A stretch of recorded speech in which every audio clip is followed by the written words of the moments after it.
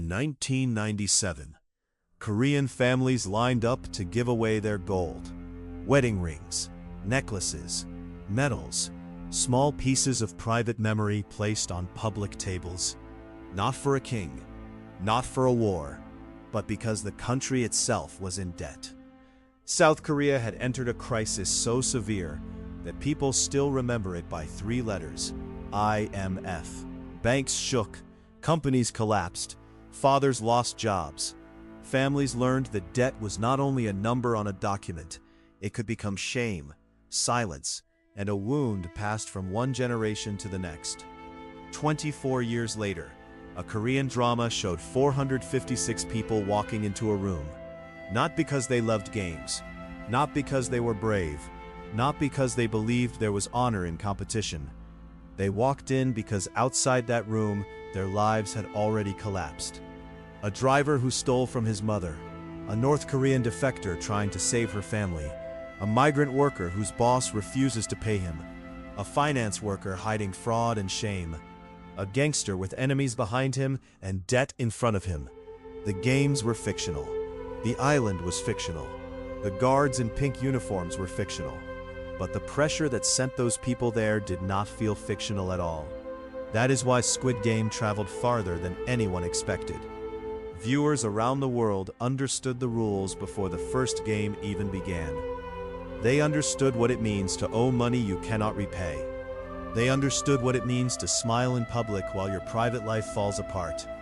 They understood the terror of becoming useless in a world that only measures winners. But in South Korea, the story carried an extra weight. It came from a country that had already lived through a national humiliation built around debt. A country where one failed business, one unpaid loan, one lost job, or one sick parent could pull everyone down together. Squid Game is not a documentary. There was no real island where hundreds of people were killed for prize money. But some of the world that made the show feel possible is real. The unpaid wages, the private loans, the exhausted parents, the cram schools, the tiny rooms, the shame of failure, the feeling that life itself has become a contest where the rules are written by someone else. This is one real Korean context behind Squid Game. Not the games, the desperation that made the games believable. To understand why Squid Game feels so Korean, you have to begin long before the show was made. Not because the series is a direct retelling of one crisis, it is not. The creator, Hwang Dong-hyuk, first wrote the story in 2009, in the shadow of the global financial crisis and his own family pressures. But the anxieties the show gathers had been building in South Korea for much longer. One place to begin is 1997. For decades, South Korea had been one of the great economic miracles of the modern world.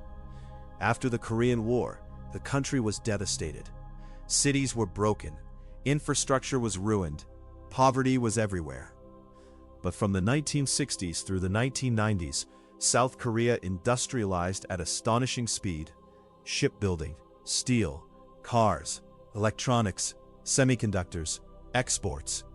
The country became a symbol of disciplined growth, a nation that had gone from aid recipient to global competitor in a single lifetime. But the miracle had weaknesses built inside it. Large family-controlled conglomerates, known as chaebol, expanded aggressively. Banks lent heavily. Companies borrowed heavily. Growth was treated as proof that the system worked, even when debt was piling up underneath it. Then the Asian financial crisis hit. In late 1997, South Korea faced a collapse in foreign currency reserves and a crisis of confidence. The country turned to the International Monetary Fund for emergency assistance. The bailout stabilized the economy, but the conditions were severe. Companies were restructured, banks were reorganized, labor markets were made more flexible. The older promise of stable corporate life began to crack. For many Koreans, the crisis was not remembered as a chart on a government report.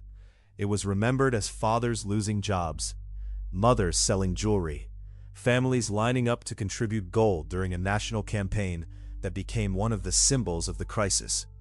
Graduates entering a job market that no longer had room for them. Middle-aged men who had built their identities around work suddenly finding themselves at home during the day, unable to explain what had happened. The IMF crisis became a wound in the national memory because it attacked more than the economy. It attacked dignity. Before the crisis, many Koreans had believed that sacrifice would be rewarded. Study hard, work hard, obey the company, save for your children, endure. After the crisis, that contract felt broken. A person could do everything right and still be thrown away. A company could collapse overnight. A job could vanish. A family could fall from middle class to debt within a year. This is part of the emotional world that Squid Game inherits. Ji-hoon, the main character, is not just a man who makes bad choices. He is a man from a generation shaped by economic precarity. He worked in a factory. He joined a strike. He saw violence. He lost stability. He became a driver, then a gambler, then a debtor, then a man who cannot even buy his daughter a proper birthday gift. His failure is personal, but it also belongs to a history of work becoming less secure and debt becoming more ordinary. Squid Game never needs to lecture the audience about the IMF crisis. It does something sharper. It shows people living in the long shadow of a society where security weakened, competition hardened, and debt became a normal part of survival. Debt in Squid Game is not background decoration. It is the engine of the story. Most players enter the game because money has stopped being a tool and has become a trap. They do not simply want to be rich. Many of them want to return to zero. They want to pay what they owe. They want to escape calls, threats, interest, shame, and the slow collapse of family trust. That detail matters. In modern South Korea, household debt has been one of the country's most serious economic problems for years. International organizations and Korean institutions have repeatedly warned that household borrowing is high compared with household income. Mortgages, credit loans, private lending, business loans taken under a family name, education costs, medical costs, and housing pressure can all feed into the same anxiety. Debt is not only a financial number, it changes how people move through the world. A person with debt answers the phone differently. A person with debt hides letters. A person with debt checks bank apps in secret. A person with debt lies to parents, spouses, children, and friends. Not always because they are dishonest, but because shame has become unbearable. Squid Game understands this shame with painful precision. Ji-hoon steals from his mother. Sang-woo hides the scale of his financial crime from his mother. Ali is owed wages and cannot force his employer to pay. Sebyuk needs money to bring her family out and build a life that the state, the border, and the market have all denied her. The game does not create their desperation. It collects it. This is one reason the show struck viewers so hard. The invitation card is supernatural, but the reason people accept it is ordinary. They have already been living under rules they did not choose. In Korea, debt can be especially intimate because family responsibility is intimate. Many parents spend heavily on children. Adult children often feel responsible for parents. A failed business can pull siblings into conflict. A loan taken for one person can become a burden for the whole household. The shame of debt is not only the shame of owing money. It is the shame of failing the people who trusted you. That is why the prize money in Squid Game is so grotesque. It hangs above the players in a giant glowing sphere, beautiful and obscene. 45.6 billion won, enough to change every life in the room. Enough to erase debt, buy apartments, rescue parents, reunite families, and start again. But the money grows because people die. Each death adds value. The show turns a brutal fact into a visual symbol. In a competitive society, one person's disappearance can become another person's opportunity. That is the horror. Not that the players are greedy, that the system has made greed feel like survival. Squid Game is full of people who once had roles. Worker, banker, mother, brother, husband, boss, employee, son. By the time they enter the game, many of those roles have collapsed. This is one of the quietest and most Korean parts of the story. In a society shaped by Confucian family expectations, rapid capitalism, and intense educational competition, identity is often tied to performance. You are not only yourself, you are someone's child, someone's parent, someone's employee, someone's classmate, someone's senior or junior. To fail is not only to suffer privately. It can feel like failing in front of everyone who knows your place in the world. Song-woo is the clearest example. He is the pride of his neighborhood. He entered Seoul National University. He became a successful finance worker, at least from the outside. His mother believes in the story of him. His neighbors believe in it. His identity is built on being the one who escaped, but he did not escape. He is drowning. That is why his shame is so dangerous. He cannot simply admit that he failed. The distance between who everyone thinks he is and who he has become is too wide. He would rather lie, manipulate, and finally kill than face the collapse of that image. This is not just a villain's psychology. It reflects a social fear that many viewers recognize. The fear that your success is the only thing protecting you from contempt. Ji-hoon carries a different kind of shame. He is not the golden son. He is the man who disappoints people over and over.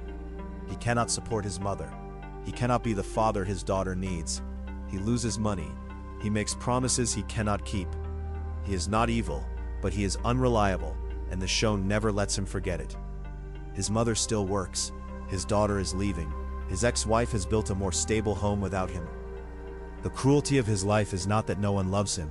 It is that love is not enough to make him useful. This pressure is not unique to Korea, but Korea's speed of development intensified it. In 1 or 2 generations, the country moved from post-war poverty to global affluence. Families that had survived hunger raised children who were expected to compete for elite schools, apartments, credentials, and stable careers. Success could look like proof of virtue. Failure could look like moral suspicion. Did you not work hard enough? Did you not study enough? Did you make bad choices? Did you embarrass your parents? Did you waste your chance? Squid Game takes that moral pressure and strips it down to a child's game. Win and you live. Lose and you are eliminated.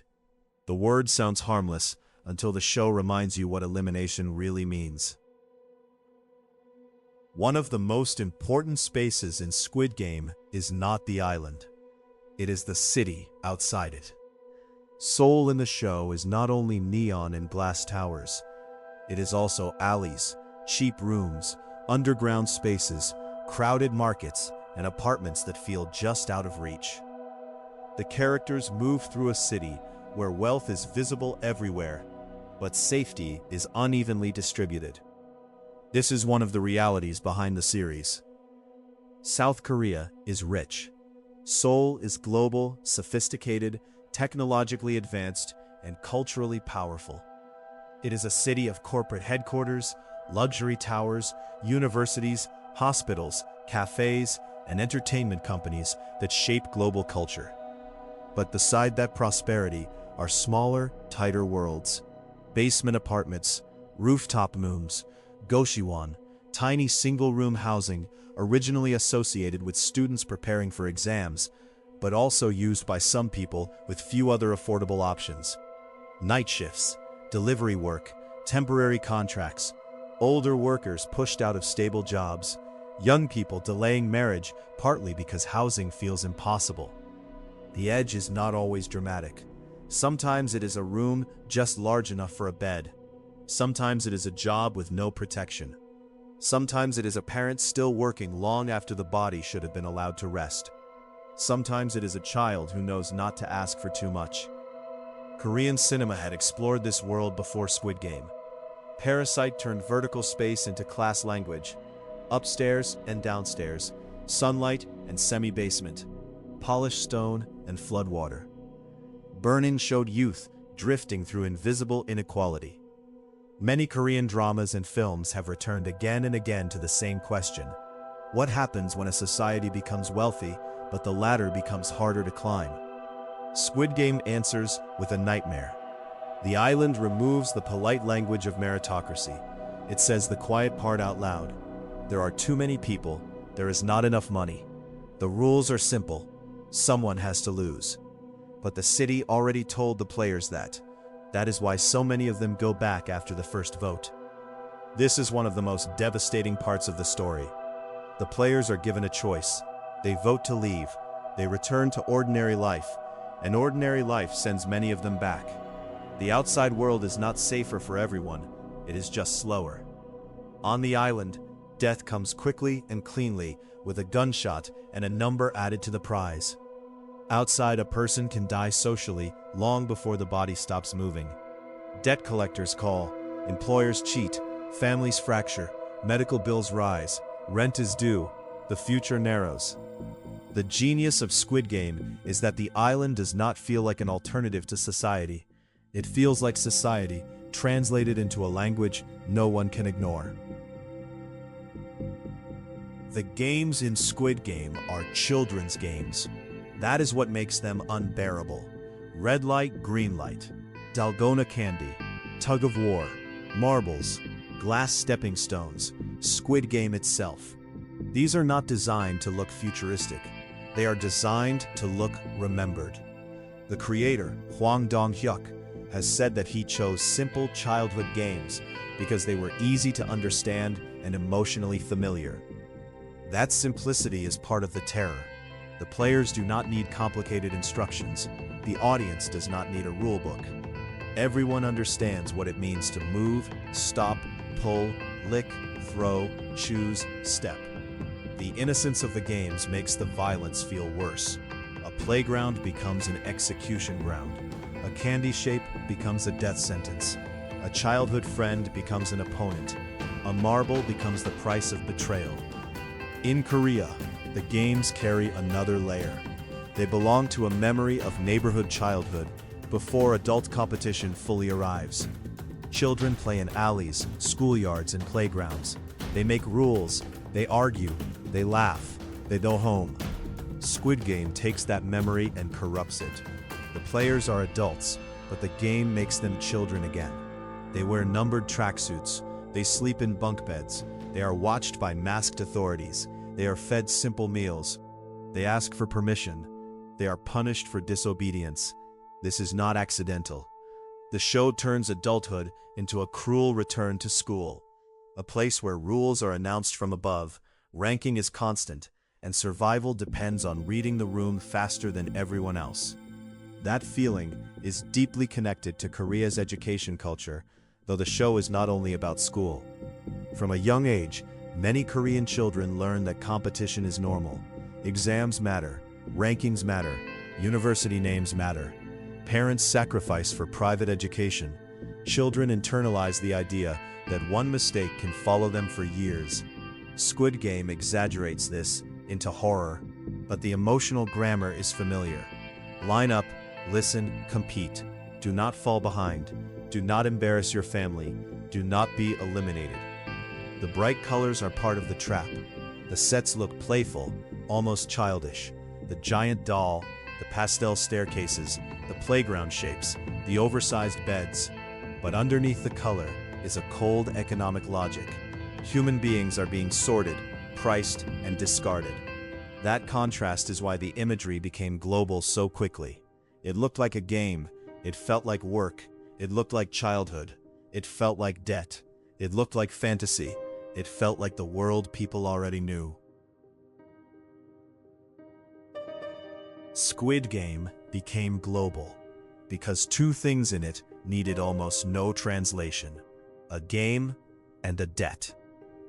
You did not have to understand every detail of South Korean history to understand the show. You only had to understand a rule, a prize, and the terror of owing more than you can repay. That is the strange power of children's games. They are local, but they feel immediate. A doll sings, you freeze. A candy breaks, you lose. A rope moves, a team falls, a marble changes hands. A friend becomes an opponent. The Korean details make the show specific. Dalgona candy, schoolyard games, Seoul neighborhoods, family duty, the North Korean defector, the migrant worker, the mother selling vegetables while her son pretends to be successful. But the emotional structure crossed borders because debt already had its own language. In the United States, many viewers could see medical debt, student loans, precarious work, and the humiliation of being poor in a wealthy country. In Latin America, they could recognize inequality, corruption, informal debt, and the sense that the rules are different depending on who has money. In Europe, they could see austerity, housing pressure, and the fear of falling out of the middle class. Across Asia, they could see education pressure, family duty, status anxiety, and the cost of failing in public. The show did not need to explain those fears. Life had already done the translation. That is why the VIPs are so important. They are not subtle characters, they are grotesque, masked, vulgar, and almost cartoonishly cruel. Some viewers found them exaggerated, but symbolically, they serve a clear purpose. They reveal that the games are entertainment for people insulated from consequence. The players experience life and death. The VIPs experience suspense. That distance is the moral center of the show. A world where suffering becomes spectacle is not hard to recognize. Reality television, online humiliation, viral poverty stories, public rankings, workplace competition, financial markets, true crime entertainment, influencer wealth, and algorithmic attention all teach people to watch other people struggle. Squid Game simply removes the disguise. The audience inside the show is rich men watching poor people die. The audience outside the show is us, watching a drama about rich men watching poor people die. That discomfort is part of the design. It asks a question without letting us stand outside it. What exactly are we watching, and why do we enjoy it? This is where Squid Game becomes more than a Korean success story. It becomes a global mirror. Not because every country has the same history, because many countries have taught people the same feeling. A person falls behind. The system says it is their fault. The audience watches. The winner survives, but survival does not mean freedom. It is important to say this clearly. Squid Game is fiction. South Korea is not secretly running death games for debtors. The show is not a literal report. It is not evidence that Korean society is uniquely cruel or that Korean people are uniquely desperate. That kind of reading misses the point. The power of Squid Game is not that it reveals a hidden murder island. The power is that it turns ordinary pressures into visible horror. Debt becomes a room full of numbered players. Competition becomes a gunshot.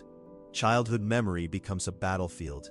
Money becomes a glowing sphere filled by death. The series works because metaphor can sometimes tell the truth more directly than realism. A realistic drama about household debt might show paperwork, phone calls, bank offices, court notices, family arguments, and exhaustion. Squid Game shows the same emotional reality through a contest where losing is fatal. That is why it should not be treated as a simple accusation against Korea. It is also a Korean work speaking from inside Korean experience. It comes from a culture that knows its own pressures intimately and has become extraordinarily good at turning them into stories. Parasite, Burning, My Mister, Me Sing, Sky Castle, and many others. These works do not say that Korea is only suffering. They say that beneath success, there are costs. And Korea's success is real. The same country that produced Squid Game also produced a global cultural wave: music, cinema, television, technology, fashion, food, and art. Its rise is one of the most remarkable national transformations of the last century. But that is exactly why the darker stories matter. They ask what the miracle cost. They ask who was left exhausted by the speed of ascent. They ask what happens when a society becomes admired from outside while many people inside feel trapped by expectations they can never meet. Squid Game is not prophecy. It is not sociology in costume. It is a nightmare built from recognizable materials. And nightmares matter because they show what a society is afraid to say while awake. At the end of Squid Game, winning does not look like victory. That may be the most honest thing about it. The winner receives the money. The debt is gone. The number in the bank account is finally large enough to change everything. And yet nothing is repaired. The dead remain dead. The betrayals remain. The mother is gone. The daughter is far away. The world outside the game is still the world that made the game possible. This is why the show refuses the easiest fantasy. It does not say that money means happiness. It says that lack of money can destroy a life, and that gaining money after destruction does not bring back what was lost. That is a very old truth. But Squid Game made it feel new by dressing it in childhood colors and making the arithmetic impossible to ignore. One life, one debt, one game, one winner, everyone else erased. The real Korea behind Squid Game is not a single statistic or one historical event. It is a chain of pressures: the memory of the IMF crisis, the rise of household debt, the cost of housing, the burden of education, the shame of failure, the fragility of work, and the duty to family. The show did not invent those pressures. It gave them a shape: a doll in a field, a candy needle, a bridge of glass, a pile of money hanging above the dead. That is why people watched. Not because the games were strange, because the bargain was familiar. Risk your body for a chance to pay your debt. Risk your soul for a chance to start over. Risk someone else for a chance to survive. Squid Game is fiction, but the pressure is real. And that is why, long after the game's end, the question remains: what kind of world makes the invitation look like a choice?